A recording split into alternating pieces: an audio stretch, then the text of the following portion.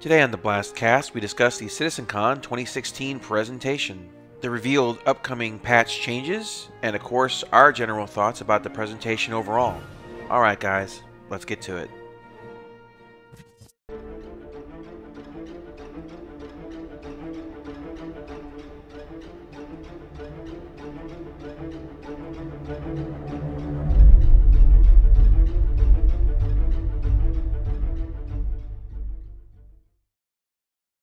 Greetings everyone, and welcome to another week of BlastCast. Once again with me, as always, is my bastion of common sense, Lightning Dragon.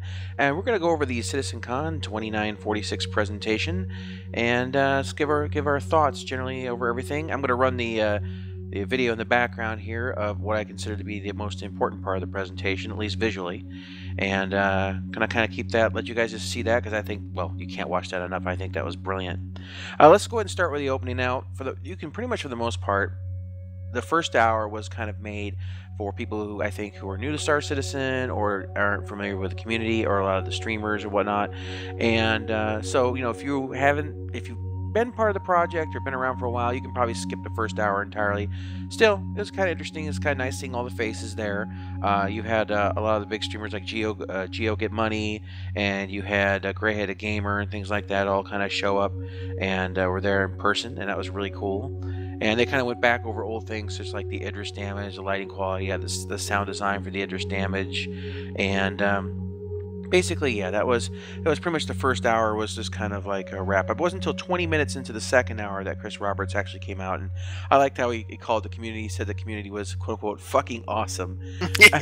I don't know. I like the fact that he can just come out, you know, as a CEO of a company and just not worry about being so politically correct and just kind of say, you know, the words he wants to say and not really worry about it. I kind of respect that.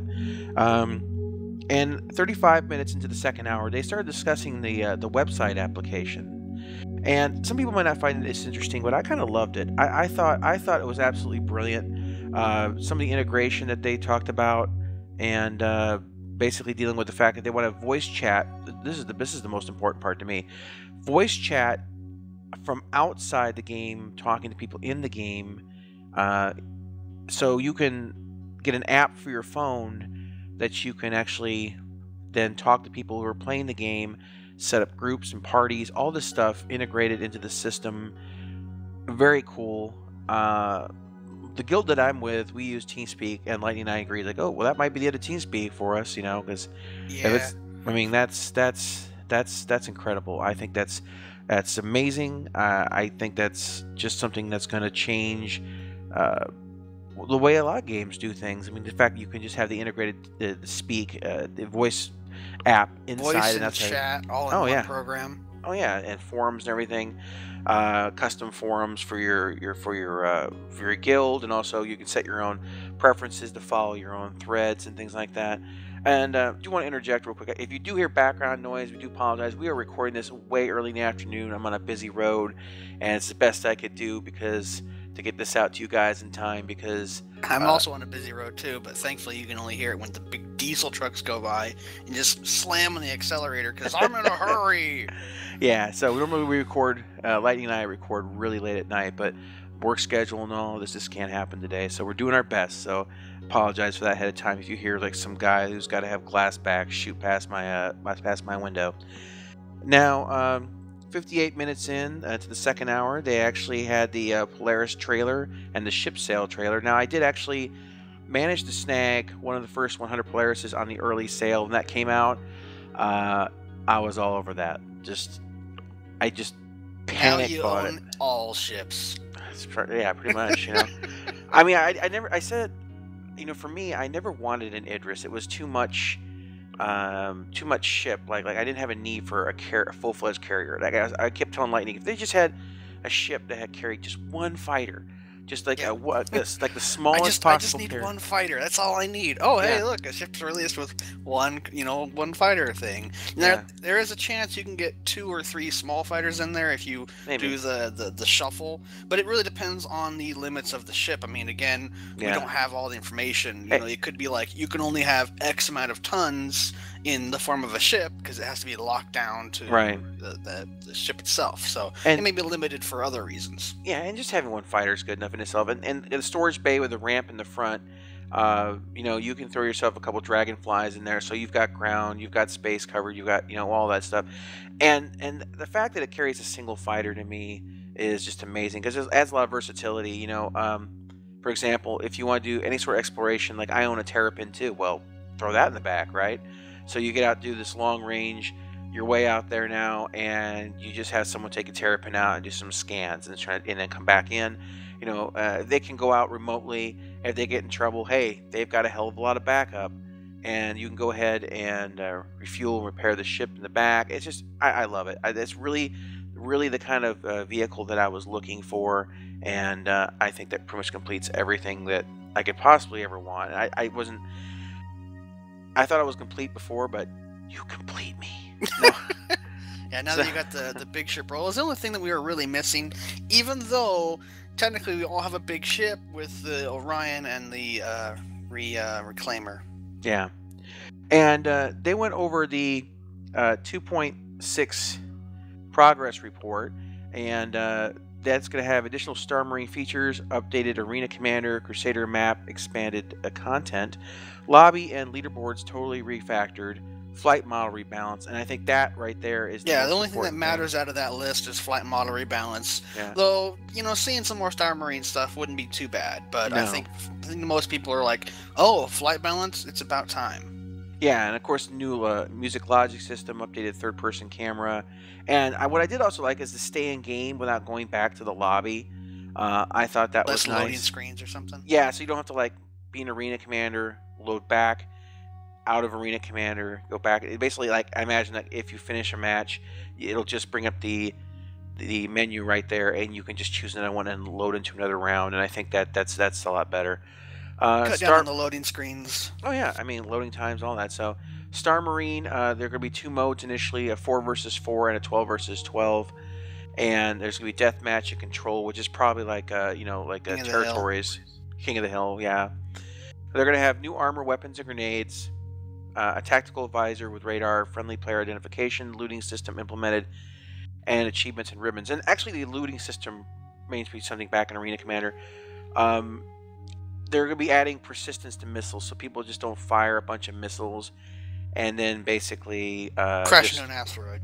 Yeah, and so what they're doing instead is there could be ammo boxes that are going to be distributed, I guess, around the arena.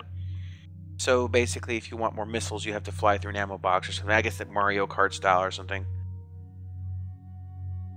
Now they have. It's just Mario Kart Star Citizen Edition. It's me, Mario. Who gets the blue shell, baby? No, so they're going to let you modify the ship's loadouts actually right then and there inside the Arena Commander interface, so you don't have to do it in your hangar, and that should make things also a lot better as far as faster and maybe a little cleaner. I think they showed pictures of this a while ago. I don't have access to it. I do apologize if you just heard that. I think my neighbor just started weed whacking again, and I'm going to kill them. I thought they had stopped. I guess they're not. I hate them. So anyway, full scoring rebalance, and I guess I said most ships are now available for use in private matches. Now, they moved on and talked about what I think was the most important thing, which was they went from 3.0, discussing the roadmap, to 4.0. And there was 4.0 is going to be the bomb, but we'll get to that in a minute. Oh yeah, 4.0, in my opinion, is actually the start of Star Citizen, in my opinion. 3.0, of course, everyone knows, is going to have trading, cargo transport, piracy and smuggling, mercenary and bounty hunter missions. They're going to add the Ursa rover, the Drake Dragonfly, the Drake Caterpillar, and the Constellation Aquila. So, pretty basic, but this is where we get our procedural planets and things, and kind of more opening up of the Stanton system. 3.1, we're getting mining, and refining and processing, quantum interdiction, so that should make a lot of people happy. You're tired of people just jumping away. Refueling and escort, and additional solar system locations. New ships including the Drake Cutlass Red and Blue. The Hull C will be flyable. The Prospector will be flyable, and the Origin 85X, which I believe is what comes with the 890 it's jump. Your little shuttlecraft from the 890 jump. So you don't get the 890 jump yet, but it's on the list of ships to do. But you'll at least be able to fly the little shuttlecraft or whatever it is. I don't know if it has a jump or not. If it doesn't have a jump, it's not going to be very useful to you. Yeah, I mean, that just like the little Argo or whatever. It's like, why? Yeah, it's nice to have, but you know, it's if you can't leave the station with it, it really doesn't have much purpose. Maybe you can spawn on a planet and you can zoom around there, and it'll be. I can think of would be like an away team, right? You can't land your capital ship on a planet, and there's no space station to land, so you have to. Okay, well, hang on, we're gonna get into our shuttlecraft if it's the Argo or the whatever the other one is, the Origin 850X or whatever. Yeah. Or 85X, sorry. And then you can take that down and you can land. You can be like, okay, well, you know, we have this cargo, or, you know, we have whatever, or you can pick up missions and that. You know, if it's for that, I can understand, because you can't always land on the planets, so. Well, you know, and I was surprised to see that the Prospector would be the ship that they would start mining with. I mean, originally I thought that was the case. Well, originally I thought that would be the case, but then they said they wanted to do it with the Orion, and I guess we're back to the Prospector, which is fine. I own one of those. We'll get a chance to try it out. Personally, I would have preferred the Orion to come first because I own that. Exactly. But, you know. It looks like I kind of beat you out on both ends on this. So, whatever. Then, of course, 3.2, which is where I beat you out again on that, unfortunately. As a repair I already have most of my ships. You just have 100,000 of them. What I'm talking about is the big ships, though. 3.2 is repair and salvage. That's where they're adding salvage, repair, the mercenary covert operations, and additional solar system locations again. They're adding the Constellation Taurus, which I have, which is great. Constellation Phoenix, Anvil Terrapin, the Vanguard Harbinger, the Vanguard Sentinel, and the Reclaimer. So there's another one of my big ships. The Claw. Oh, no one can escape the Claw. You know, honestly, when we get that, I want you to bring out your Taurus. I want to see if I can chew it up. Oh no. Well, it's covered, you know. It's not like the game's I want to see if I can grab onto it and chomp at the bits and devour the whole thing. Should I be in the ship while you're doing this recording? No, you probably shouldn't be inside of the results, and not unless you want like you take footage from the inside. Like, oh my God, what's happening? We have unknown organic matter in the the refining and reprocessing area. I believe there was life on that ship. This has more carbon than we expected. No. And 3.3 was interesting because I didn't expect this, but farming. They're adding farming in 3.3. So, you know, all those who want to play Farmville Citizen, it sounds like I think that has some more to do with maybe the Endeavor, though it's not listed. So, since the Endeavor isn't listed as a ship is available, farming makes me wonder how's that going to work. You could have a house. Planetary farming. Yeah, but you could have a house, or I don't know. Farming and rescue, additional solar system locations. They're going to add the Anvil Carrack, which should be very, very important to one of my friends. There you go, Gerald. 3.3 is your game. The 890 Jump, the Banu Merchantman, which is interesting because, you know, honestly, we haven't seen any updates to the Banu Merchantman. Like, they haven't even really decided on a model, like, as far as we tell. It always seems to be changing. So I'm kind of curious to see. It's possible someone had an idea for it and scribbled it all down and it's like, okay, well, this is what I think. And it's like, oh, it looks great. Because you know how they are. They love to surprise us. I don't think I have to say that anymore. But oh, yeah. And, of course, to Miss Reliant, all the variants will be in the game. So then we jump over to the big one. 4.0, Jump Points. Travel to multiple star systems, exploration and discovery, science and research, additional solar system locations, and the RSI Orion and the Anvil Crucible. And those are both ships. He owns the Orion, I own the Crucible. And I once you add in, and they said they don't know how many systems are going to be available. It could be one. Could be two, could be most five. likely it's going to be one in the beginning, but I mean, it could be that we're going to surprise you, and it's going to be two or it's going to be three. Yeah. Because they don't want to just kind of underwhelm you, like, hey, we added 10 systems and there's like 2 or 3 planets in each of them, as opposed to, hey, we've added 2 systems and there's 12 planets in this one, plus all the moons of the gas giants. I mean, they're going to go apeshit with this. Because of the procedural generation of the guy in the video. Oh, yeah. I mean, absolutely. To me, this is as I said, this is Star Citizen right here. Of course, obviously they'll. I mean, it almost seems like that 4.0. They should just say it's beta, guys. Because, they really should, but it's possible they want to get the systems in and test them out before they go. Okay, beta time. So yeah, that's the basic roadmap. Now, of course, there has been a lot of hot debate on the forums, or at least complaints maybe. People were disappointed in the presentation. I wasn't. People were disappointed mostly the fact that Squadron 42 is going to be delayed into next year. But, I mean, is anyone really surprised by this? I mean, are you surprised, Lightning? No. No, because the thing is that they've just started basically refactoring the flight model, and we haven't even got to touch it yet. It's almost the middle of October. And they've already said that 2.6 wasn't going to come out for basically a week or two after CitizenCon. So here we go, air quotes, soon. TM. And so I'd rather have them delay it and give us more time to play with the flight model to get that sweet spot that basically Squadron 42 and Star Citizen use the same flight model, and there's consistency and everything feels the same across the board. But also, Chris Roberts mentioned that they developed all this new technology for Star Citizen, all these new things like the procedural planets and all that.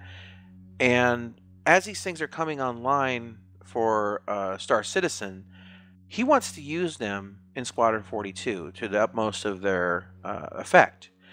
And I totally get that. Now, for a lot of people, they kind of look at Squadron 42 as what they backed, and because that is. I mean, that was originally the pitch. But I look at Squadron 42 as the icing on the cake. It's a single-player game you're going to play through once, maybe twice, and you can put it away for a while, and you'll probably come back to it later.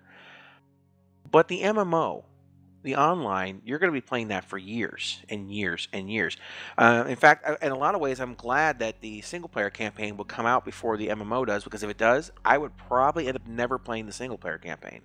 Yeah, there's a good chance. I mean, just limited time and stuff. Yeah, well, we'll look at Grand Theft Auto 5, right? I've never played the single-player campaign because I'm always online with it. Yeah, I've played it, but, that's me. Yeah, but, for me, it's like, if I have a choice between playing online and playing offline, I'm always online. That's what I prefer. You're DRM. You're always online. Exactly. So, yeah, we totally get it if you're a little bit upset about the delay. But, what is it? Miyamoto said is that, a delayed game can eventually be great, but a rush game is bad forever. And so we don't want them to rush this by any measure or means. It would absolutely just undermine the spirit of everything we're trying to do. AAA publishers and mainstream developers, their idea is deadlines, and they shove stuff out the door, and you end up with Assassin's Creed, No Face and Eyes and Tongue Edition, where basically you've got glitchy, ugly-looking characters, people walking through walls, and all this garbage.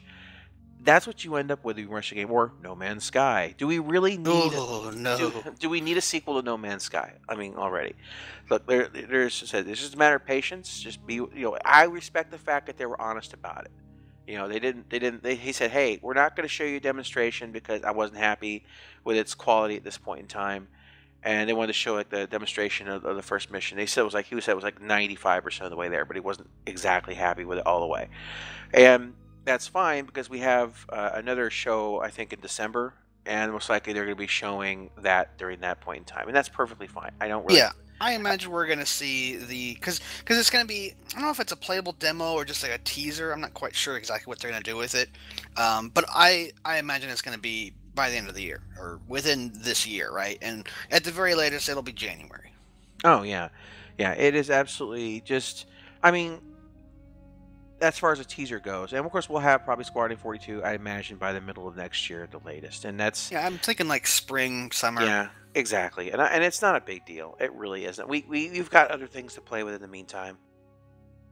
So then they went into the two, what I considered to be the best parts of the presentation was the version 2 planets, and it's been playing the whole time in the background here, so obviously you can see what this is if you haven't already. The amount of detail, I mean, when you look at what they showed before in the last presentation at Gamescom versus this, it's night and day.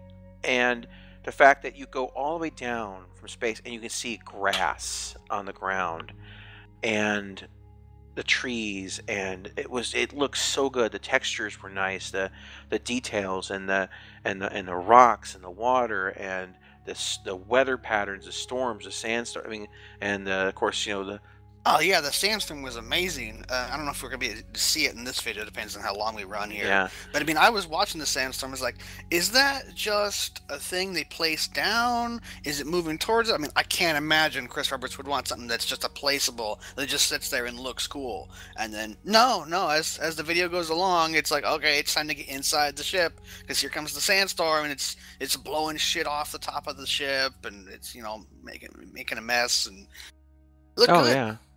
Oh yeah, it looked amazing, and they had good scenarios on there. Of course, early on in the video where they showed the constellation of Killa, I noticed the way it was flying in the atmosphere. They had this whole. It was flying very similar in some respects to a helicopter. Like when you watch how he was pitching, how that was kind of like sliding sideways. It was like it felt a lot like a helicopter, which is how you would imagine that a constellation would somewhat fly if it was at a stationary position. It had this weight to it, which was great. Another thing when they were in the planetary atmosphere is I noticed immediately right away that there was a max speed, speed limit, and it was a maximum safety speed. Yeah, safety speed. And as they got closer and closer to the planet, that speed dropped more and more and more. So they might not have had any re-entry effects or anything like that. I don't remember seeing that. Well, they didn't have any ships actually enter the atmosphere. Yeah. They flew the camera down. Yeah.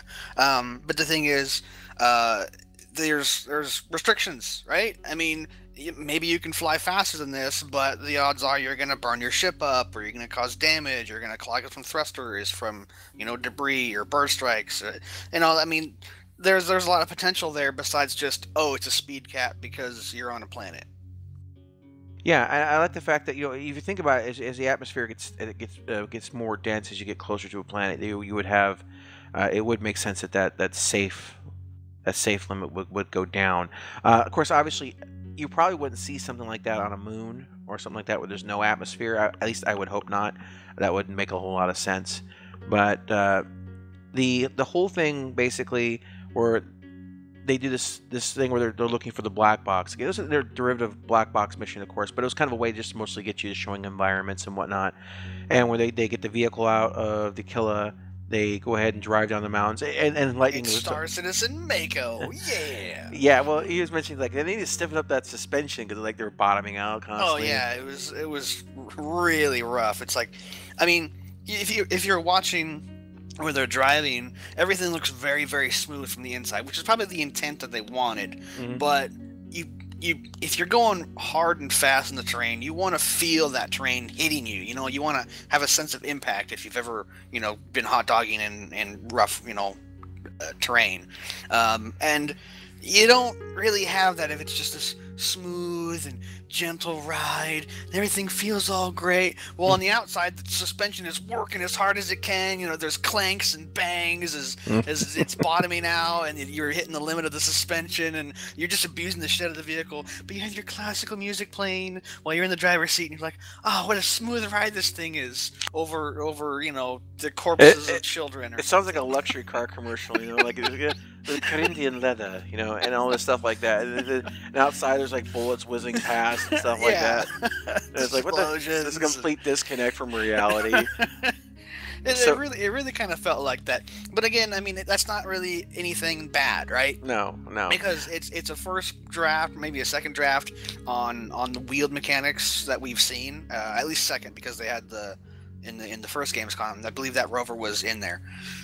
But it's something that you can look at and go, wow, that's really good for however much time they put into it. I don't know how much time they put into it. Where if you were if it was a finished game, you'd look at it and go, this is kind of weird, but it's fine, whatever, it works. Well, that's why they need more time to have us players test the feedback. Yeah. I wouldn't mind seeing a rougher suspension just because, it's actually pretty funny because if we can go on a small tangent here, I know we're limited on time, but no, we're doing fine.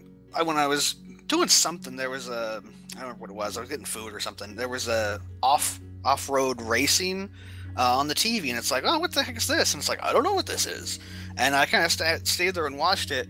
And when they went to the in-camera view of those trucks, I mean, I don't know how much travel these suspensions had, but they would ramp off this thing, get maybe 12, 20 feet in the air, and they'd slam down. But like the whole vehicle just absorbed it, and when you're in the cockpit view, it was a really relatively smooth ride. And it's like, I can't believe this. I mean, these people are drag racing on dirt, right? And the internal view is relatively stable. So you compare a real world comparison to the Star Citizen one, and it's fairly accurate. I mean, I don't have any sound from that video because it was outside looking in, as opposed to all the stuff hooked up. But I'd still like to see a bit more rough suspension, maybe not too much. It's like a balancing act, right? Yeah, it is. And yeah, I agree. And having grown up in a family, my father was heavy into motocross, and I grew up with motorcycles and things. So, we constructed a racetrack in basically with jumps and things for us. So I'm familiar with the kind of effects on that. And we had snowmobiles and all that. So yeah, definitely understand that. A little bit a tactile feel for that kind of thing when it comes to especially driving on the ground.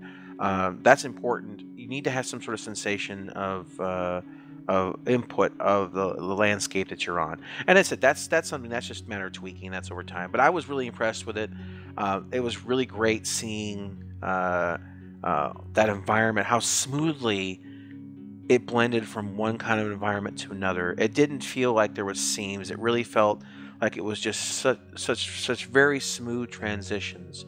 And I think that kind of goes in with the tools they've created. Oh yeah, absolutely. Because when you look at something like on a painting level, I can use Age of Empires for an example, right? In Age of Empires, you could paint terrain, you could paint trees.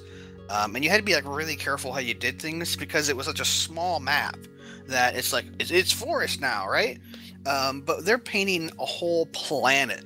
So if you're watching where they do the editing side, which I don't think is in the trailer video, but I'm sure we can find a video for it later if we do more about this. But when they paint, it paints vast, huge areas, and it's not just like a small little thing like, oh, I want a mountain here, and just boom, you like place a mountain. No, it places a big mountain range. I mean, that's the scale of their editing tools. Is they can paint an entire continent style, and then they can zoom way down in there and be like, okay, well, we want like a tree here and a happy little rock over here, and we'll put a giant enemy crab over here. Attacks for massive damage. No, that we saw that. That's the first thing we said during that stream. Yeah, it's giant enemy crab. Yeah, so basically how it works is that you have a brush, and you might see this here. I can basically drop it in if it's not if the stream isn't long enough to naturally let it get to it. But basically, they set the circle size, the area that they want to cover, and they draw a line basically that represents the center of that or whatnot, and then it fills in that area with smooth transitions, what they've chosen, where they've drawn that line, and the area of the brush, and basically that creates that environment. And they can, with like little water, they showed how quickly they made a lake was ridiculous. It's like, okay, water, drag it, water, lake, boom. Yep. And then just, okay, we're gonna put a base down and just drag it. And when you see, to me, that was also such a massively important part of, I think, when a lot of people see Star Citizen, aren't familiar or listen to a lot of the BS that's out there, when I hate to bring him up, but the whole Derek Smart kind of crap, where basically he talks out his ass. Well, where he talks out his ass and said how X and Y can't be done, and then they show you, hey, look, we're going to show you in real time how we build these planets, and we're going to go paste all the terrain, then jump into the game onto that terrain, jump into the ship that they placed through the editor, and then fly into a mission and fly around. Yeah, and then like, okay, so we're gonna go down. We're gonna create a mountain range. We're gonna come down. We're gonna plant rocks. We're gonna change things around. We're gonna pitch and rotate the rocks. We're gonna pitch and pivot the base. We're gonna set things out. We're gonna go ahead and spawn. Their scale too. That's an important thing. And when you see what they can build to the level of detail they can do it in just a short demonstration in just a couple minutes, you can get an idea to how somebody who has a full-time job, or tons of people who have full-time jobs doing exactly that, can create a wide swath of content in a short amount of time. And this is where you end up with just an amazing potential of gameplay for this game. It just is unparalleled by anything I can think of. Overall, I was really happy with the presentation. I think it was a great advertisement for the potential of the game, and I don't think there's any need to worry about it at all. The delays, every time they delay something, we get something better. Exactly. I was just thinking that. I don't think I've seen they refine their processes. I don't think I've ever seen them say, "Oh, it's delayed, and well, we're just going to give it to you like this." Because Chris Roberts is a perfectionist, for good or for bad. I mean, that's honestly why he got removed from the Freelancer project years ago, because he kept wanting to make it better, and Microsoft removed him, and then they just finished it up with what they had. It wasn't what he wanted, because he still wanted to do more. And in this regards, he's doing the same thing with Star Citizen, but this time no one can kick him off because he's the owner. Right, and it's, obviously they're going to release the single player campaign, which will sell, and that'll bring more revenue and stuff back into Star Citizen, which will allow to continue development and so on and so forth. And they've got enough money to make it all the way easily to finish this single player campaign, and then that will sell. So, people will pick those up, and then they'll be interested in Star Citizen. They'll come in and they'll start pledging for ships and whatnot. It'll feed into itself. Not worried about that at all. But he has free reign, and I haven't been disappointed. And I love his games. And this presentation to me, I love technical stuff. I'm the guy who actually likes the Bug Smasher show, because I like to see that stuff. And to see all that come together, and my mind just goes wild with the possibilities, especially if they're going to give us as the community those modding tools. This was one of the things they talked about a long time ago for setting up like private servers and things. It'd just be crazy. Imagine what you can do with it, guys. If you're a Star Trek fan, and just for example, obviously I don't know if you get away with this without like Paramount coming and CBS coming and kicking your face in, but let's say you and a bunch of friends wanted to make a Star Trek mod with these tools, right? You build like an Enterprise, and with the internal grids, you lay it all out and all that, and you have these procedural planets. Man, the stuff you could do with that, with the stations and stuff like they have laid out with the pipeline system. I mean, you could have your communication station, you can have and your consoles exploding all over the place. Oh yeah, the red shirts flying everywhere. Yeah. So the modding possibilities with this, and I think this is where Star Citizen is going to bring a lot of money too, because the Star engine, if they sell what they've done here, they're going to make bank off that too, and they've taken the Cry engine and they turned it into something completely different, and it's I think going to be something that brings in a massive amount of money for them in the long run too. So anyway, guys, I guess that's about everything I wanted to think about on this one, and so leave us your thoughts down below, because I'm curious to find out what you thought of the presentation. Did you think it was drab? You would think that, hey, they should have skipped the last hour, or whatever. I mean, let us know. I think they could have easily, started an hour and a half early. But again, I mean, they're doing this for the backers. That's what this show is about. It's for the people that have spent money, or the people that are looking into the game. Like, what is this game? What is it about? Yeah. And these shows are more or less designed for those people. The people that enjoy all the technical stuff, or anything like that. Yeah, so I mean, this is it's a nice introduction. If someone who is looking at Star Citizen, doesn't have any experience with it, doesn't know anything about it, this is a good video to get them into it and see what the possibilities are. But anyway, guys, so that should be everything this week. I'll go ahead and leave a link down below for the actual Star Citizen stream. Official stream. The official link stream. Below. Anyway, guys, thanks for joining us this week. I hope the background noise wasn't too terrible. The neighbor is still outside my window mowing, and I want to kill him. And thanks for watching or listening. Bye-bye. Today, we discuss some of the upcoming changes that were shown during last week, and go over some of the ramifications of those, and even some of the community reactions. This week on the BlastCast, let's get to it.